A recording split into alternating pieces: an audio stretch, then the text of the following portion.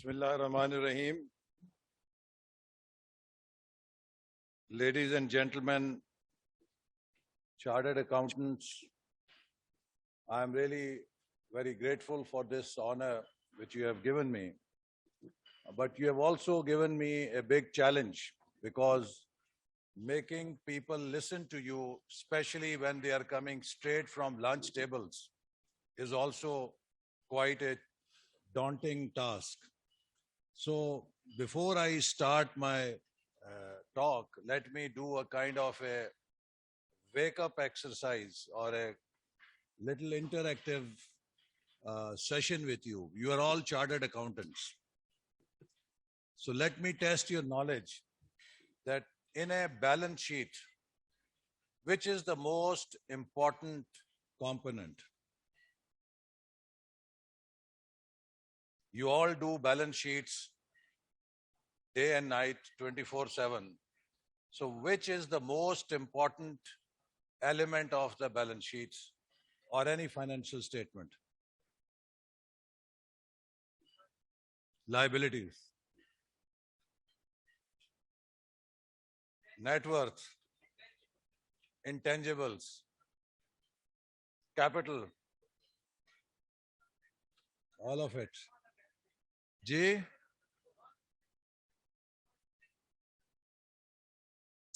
Well, if you ask me, I'll say it is the footnotes. Agree? The balance sheet is actually constructed on assumptions. And that is why when a lady who was diagnosed with a terminal illness and doctor told her that she only has 6 months to live, so she went to a friend and said that, well, I have only 6 months to live. What shall I do? So her friend said, marry an accountant. She said, what do you mean? Will marrying an accountant make me live longer? She said, no, but certainly accountant will make it look longer for you. So therefore, the test of the balance sheet lies in the footnotes. What are the assumptions on which you construct your assets? What are the assumptions on which you construct your liabilities? I think that's, to me, the most important element. And that is where the issue of standards, issue of codes, code of ethics, issue of regulation comes in, that how can you make your assumptions? Otherwise, I think as far as numbers are concerned, you can turn any profit-making operation into a loss-making operation, or loss-making operation into a profit-making organization. So having said this, let me congratulate Mr. Ishfaq Tola and all the chartered accountants present in today's conference and associated with ICAP since its inception, for ensuring the chartered accountants as a community, for contributing towards building financial sector of Pakistan in an inclusive manner, and for working as a strategic think tank for business as well as government on financial matters. The theme of the conference, sustainability, technology and transformation, is very apt, and according to what Pakistan needs at this moment. Pakistan has had episodes of high growth which could not be sustained beyond 4 to 5 years, mainly because growth is sustained on innovation and transformative approach, whereas Pakistan has unfortunately not invested enough on technology and transformation to sustain its growth. An American economist gave the concept of production possibility curve, a concept explaining the maximum amount of goods and services a country can produce in a given amount of resources and technology. Moreover, he recognized that resources in any given economy are limited.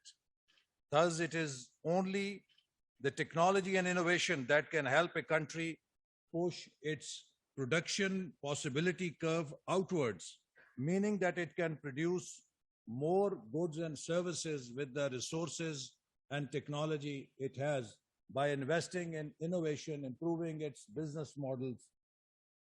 I'm explaining this to you to make an argument that often critique on Pakistan centered around populist narrative of corruption and accountability. And we are made to believe that Pakistan could not progress and develop because Pakistan was a very corrupt country and there was not enough accountability in Pakistan. And my thesis is that as far as corruption and accountability are concerned, Pakistan is much better than many of those countries which have overtaken us. So if Pakistan was lacking in this area, then why is it that Bangladesh, which always ranked much ahead of Pakistan on international transparency corruption index, has overtaken us? After 50 years today, Bangladesh is claiming that we have beaten Pakistan in every social and economic indicator. Now, if that were the case, that Pakistan was not moving because we were very corrupt or there was not enough accountability in Pakistan, then why is it that Bangladesh and India, both which have no less corruption and more accountability than us, have moved far ahead? Ladies and gentlemen, I think if we do not diagnose a problem correctly, we cannot solve the problem correctly. As chartered accountants, if you are unable to diagnose that what is causing the problem in the financial statement, you will never be able to fix that problem. It is 75 years anniversary in 2022. We have lived for 75 years as a country, and we are still unable to decide what is our way forward. In 75th year of our creation, still we are discussing, should we have a presidential system, or should we have a parliamentary system, or should we have a martial law, or should we have a hybrid system? Now, you are all corporate sector people. Tell me that a company that does not have a stable business model, can it ever perform, or can it ever succeed? Pakistan's fundamental problem in these 75 years has been that we have been unable to produce political stability and continuity of economic policies. We have not been bad at making policies. Actually, as a matter of fact, we were the leaders in South Asia in making some of the policies. In 1990-91, when Nawaz Sharif government introduced liberalization, deregularization, and privatization, Pakistan was leading the path in South Asia. But what happened? We discontinued that path and we lost 90s decade to political instability for throwing governments out every 2 years. On the other hand, India picked up those reforms, and Mr. Sartaj Aziz will tell you that how Mr. Manmohan Singh, who was then the finance minister of India, asked him to give him copies of the SROs that were issued by Pakistan. India borrowed those reforms, implemented them, and continued on a stable and continuous path. As a result, by 2000, India overtook us. So the fundamental reason why our economy could not go on the path of transformation, or our economy could not move as fast as other countries' economies moved, was primarily for the reason that we did not allow political stability here and did not ensure continuity of policies. There are three distinct things. One is project, other is a program, the third is a policy. Projects are done in 3 to 5 year time frame. Programs are implemented in 5 to 7 year time frame. but policies require 10 to 15 years continuous path of implementation before they can give you results. But if every 2 years, 5 years, you continue to reverse policies, you continue to have instability, then no policy will work, even if you put best of the best minds in the world to task. So therefore, I think we have to diagnose our problem correctly. A country enjoying political stability with focus on innovation and stability will be a prosperous country. And if you need examples, look at Malaysia, Singapore, China, India, Turkey, and the list is long. Our government recognizes the fact that innovation has driven global economic growth since 2000, and 90% per capita income growth stems from innovation, as use of knowledge is 5 times more important than the amount of capital. Now, economics does not view as how societies allocate scarce resources, but as how societies create new forms of production, products, and business models that comes through innovation. As a result, under Pakistan Vision 2025, knowledge-based economy was recognized as a key pillar, and we made major allocations for Higher Education Commission to build centers of excellence for artificial intelligence, robotics, cyber security, automation, big data, cloud computing, to take Pakistan on the path of fourth industrial revolution. Unfortunately, the experiment of 2018 left the country wandering on a path where innovation and technology was not a priority, and even derailed the ambitious projects underway in pipeline like CPAC. So the priority was how to throw us, who were all part of government, into jails. And you have seen, who should I today question that why did I have to spend more than 2 months in a prison cell where death prisoners are put before they are hanged? What was my fault? Just that we were able to complete a sports complex project, which we inherited as unfinished project, and a bogus reference was framed against me. I was put in jail, a character assassination was done, and a leader of a party publicly in Jalsas calls me by name as Chor and Daku. And the reality of that Chor and Daku is that Islamabad High Court threw that reference in a trash bin, and there was not even an iota of any truth in that case. So this is all we indulged in. We created a polarization in this society. We created hate in this society instead of working on path of collaboration and path of inclusive governance. No country, no society can move without positive synergy. You all work in companies.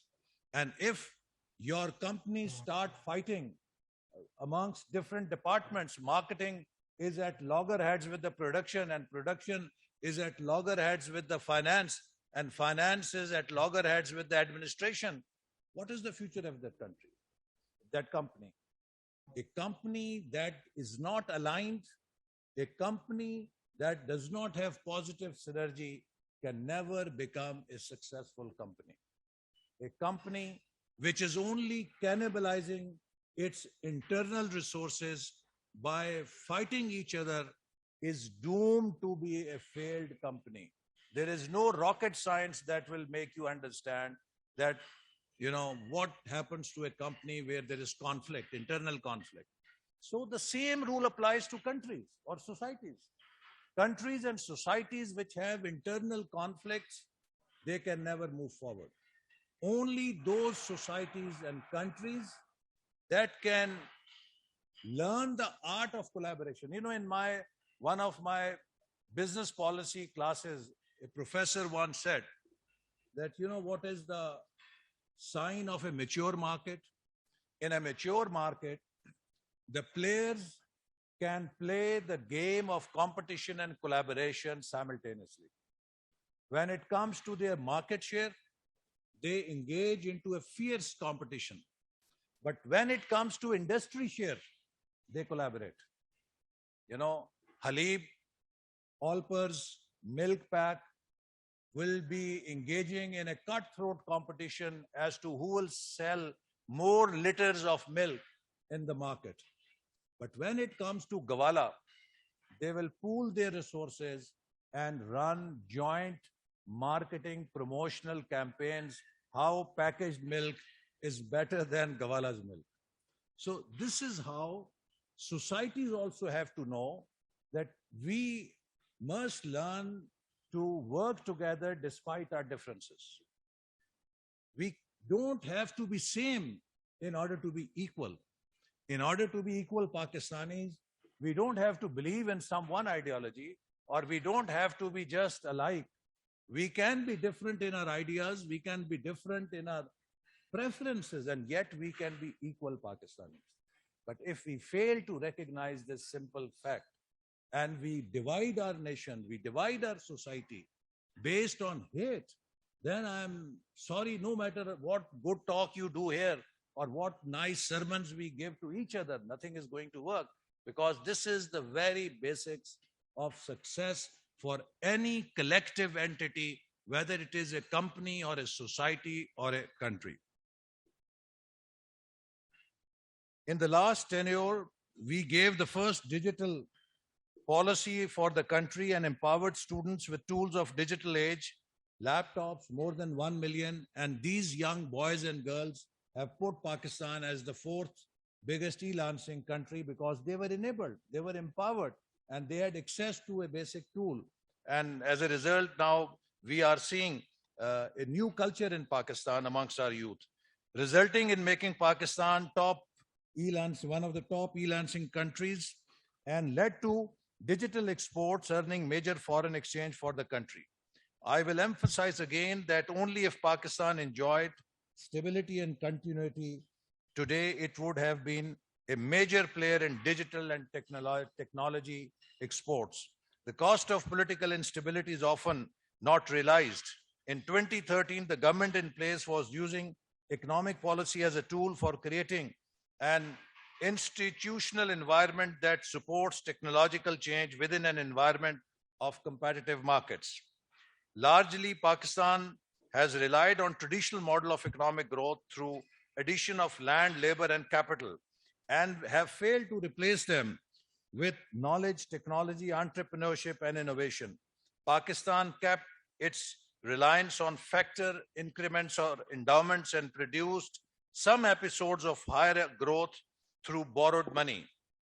In Pakistan, economic growth expanded on the back of higher domestic demand financed by borrowed money, and domestic capacity was unable to cater this demand. Result was more imports. And as a result, balance of payment crisis after every 4 to 5 years of higher growth. Today, the fundamental challenge for our economy is how quickly we transform ourselves to cross $100 billion export mark. Will it take 4 years or will it take 10 years? That will decide our future. Because as I said, if you look at our history, every time we have tried to grow faster, we increased our demand to consume dollars, but we failed to produce a capacity to earn dollars through exports. We have largely relied on import substitution policy for industrialization in this country. As a result, we have no exportable surplus.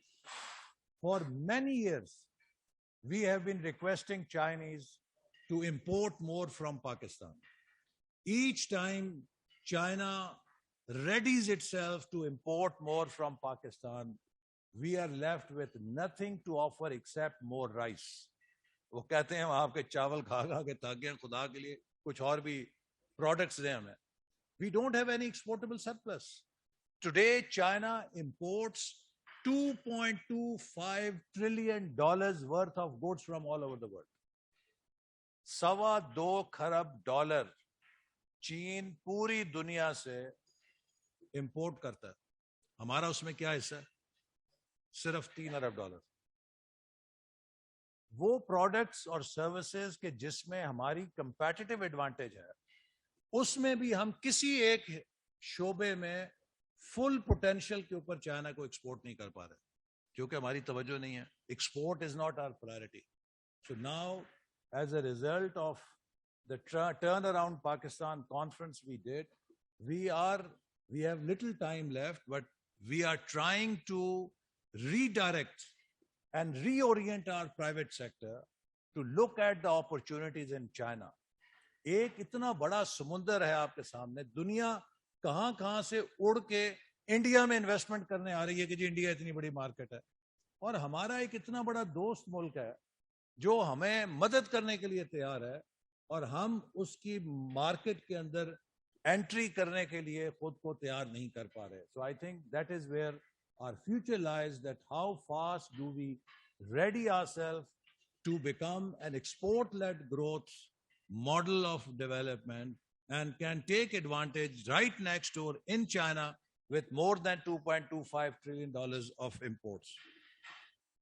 The productivity remained a problem for Pakistan's industrial sector, and as industrial value added per worker in US dollar of constant 2010 has remained almost stagnant when it grew by a multiple of only 1.2 during 91 to 2017, whereas it was more than doubled in all South Asian countries. So, सारी South Asian countries जो हैं वो double कर रही हैं productivity growth में. And let me just give you one example in agriculture. We are among the top 10 producers of almost every crop in the world. Wheat, cotton, sugarcane, rice, name it, every crop, mangoes, oranges, take any major crop that we produce, either fruits or vegetable or whatever. But our yield, our productivity in each case is at least 30 to 40% lower than the world average production yield. So if only we were to increase our productivity to the global average, there is 12 to 15 billion dollars worth of gain to be made. That does not require much of an investment. For example, in wheat alone, just by improving on-farm management practices, we can have 80 to 200% increase in the yield.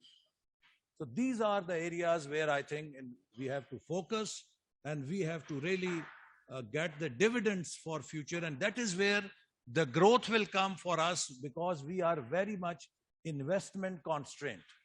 We don't have added resources to invest, but with limited investment, with limited resource base, it is only productivity gain that will give us new growth. So therefore, I think this topic of technology, introduction of technology and sustainability and transformation is very vital that you have kept. And I would not like to really bore you by reading more from the draft that I have.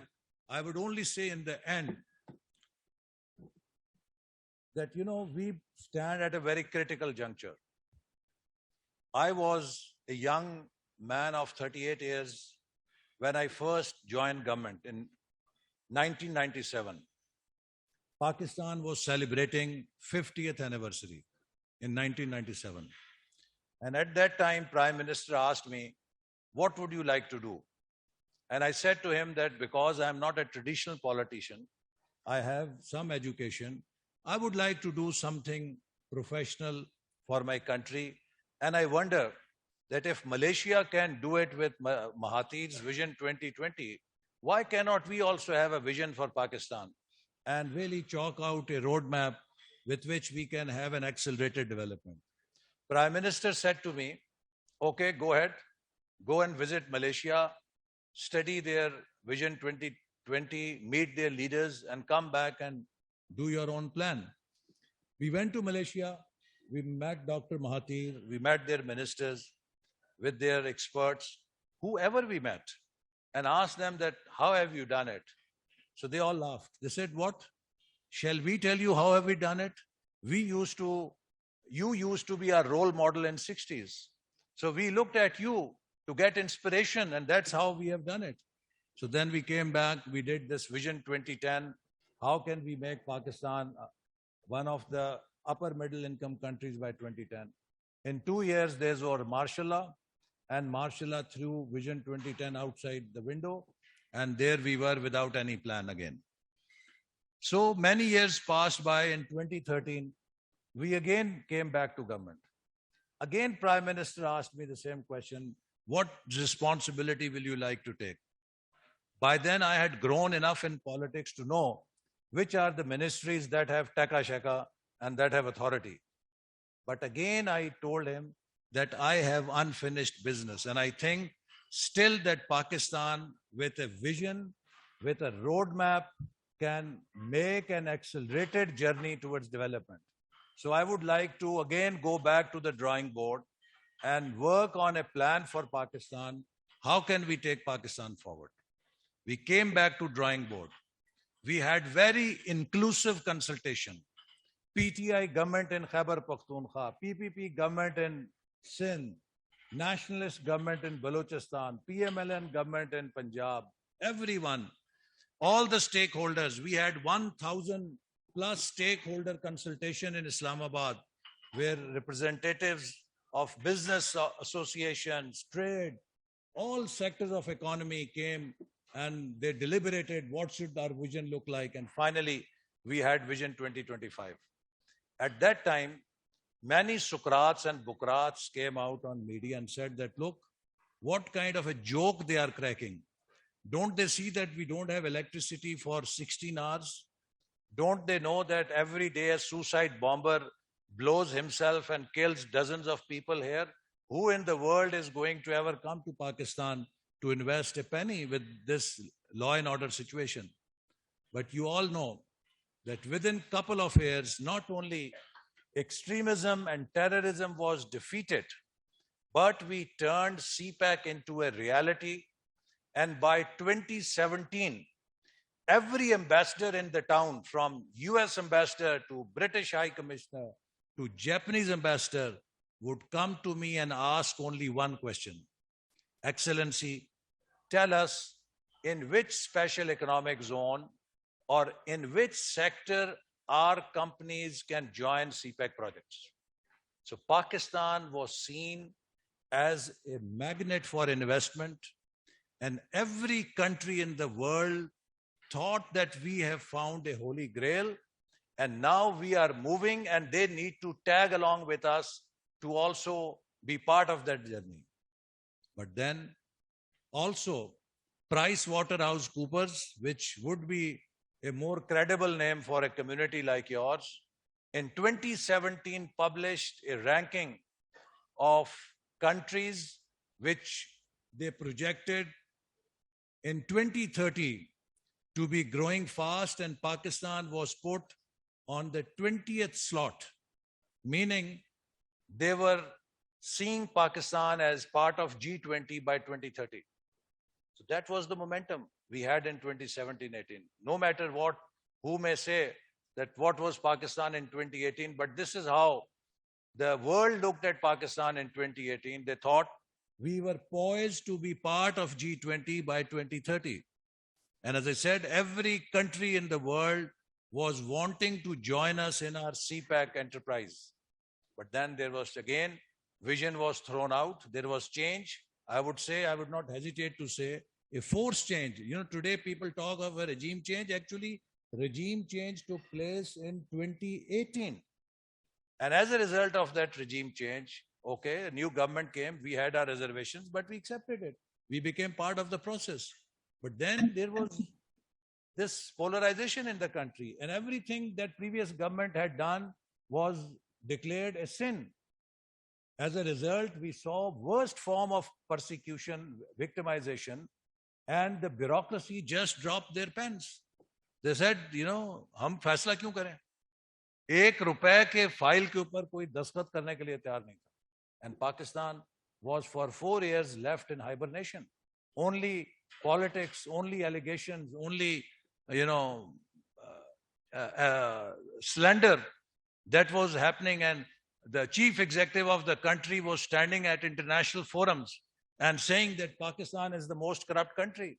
Imagine if CEO of a company will stand up before shareholders or will stand up before international fora and say that my company is the most corrupt country and my company is the most money laundering company in the country or in the world. You think that company has a chance?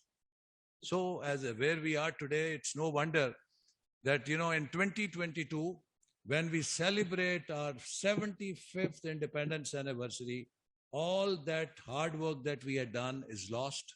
And we have inherited a country whose development budget we left in 2018 to be 1,000 billion rupees. And I repeat, in 2018, PSDP was 1,000 billion rupees in the budget.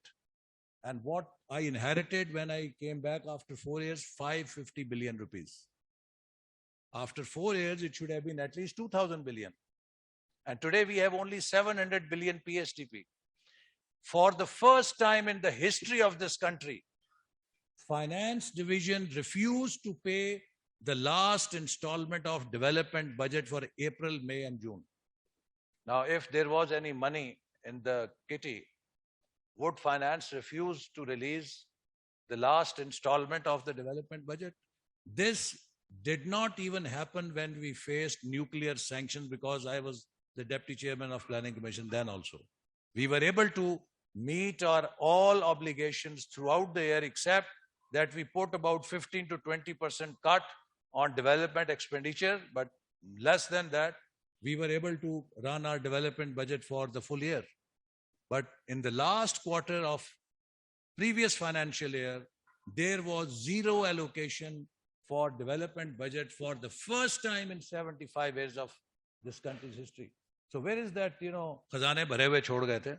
So this is where we are on the 75th anniversary, and that is my point. I represent a journey of a generation which had dreams. On the 50th independence anniversary, I thought we could turn around this country. And today, in 2022, we are standing not better off than 1997, but I think worse off than 1997 in many ways. So 25 years have been lost. Why? Not that we did not try hard enough, because political instability threw all the gains we made into the dustbin. And now when people ask me that, how do you see the next year? I tell them that my worry is not next year. My worry is, just as a very frustrated person of my generation, I'm standing before you, whether the generation of my children in 2047 will also stand a frustrated generation like ours, or will they stand up before history with pride that finally we did it? Now, if they have to do it, we have to fix our structural problems.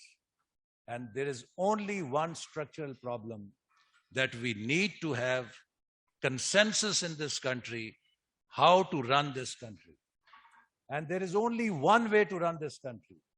That is to run this country according to the Constitution, because that Constitution represents consensus that was achieved in the aftermath of 1971 tragedy. Otherwise, probably there is so much diversity, no one could have that consensus again. So there is only one way forward. There is only one business model, that is constitutional governance in Pakistan. And as a result of that, we need to pursue path of stability and continuity of policies. And thirdly, we must learn to play the game by art of collaboration. If we will not learn the art of collaboration, we will not succeed. And let me close by my conversation with a Chinese leader back in 2002 or 3, I think. I met him in Beijing. He was senior leader of their NDRC. I asked him that, how will you describe your success? He laughed. He said, I can give you a very long answer. But because you are our brothers, I will be frank and very brief. He said, if you can only produce political stability and social solidarity, your country can become magnet for investments, and you don't need to do anything else. So I think his diagnosis or his prescription back then was very valid, and that is our real challenge, that how can we have stability and how can we have solidarity amongst our ranks, so that we, instead of fighting each other, fight our problems, fight the challenges that we face. And if we can have that positive synergy, Allah has blessed us with so many endowments and so many resources that we can cover the journey which others covered in 10 years, maybe in 5 years, which others covered in 25 years, maybe in 10 years.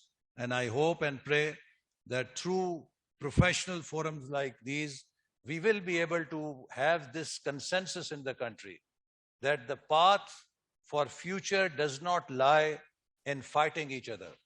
The path for future lies in finding common ground, in trying to work together, trying to synergize the scarce resources we have, and try to use technology and innovation as a way forward so that we can keep pace with the changes that are happening in our external environment. Pakistan Zindabad.